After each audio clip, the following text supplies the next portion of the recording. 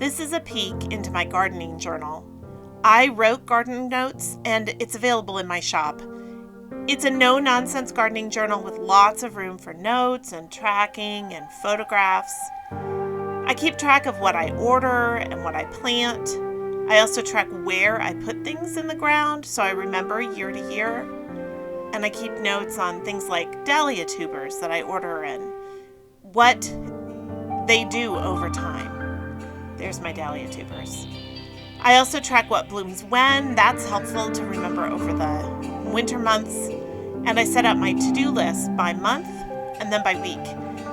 I've also drawn some maps in here of my garden to keep track of what's planted where. And you can see I really love to paste in photographs.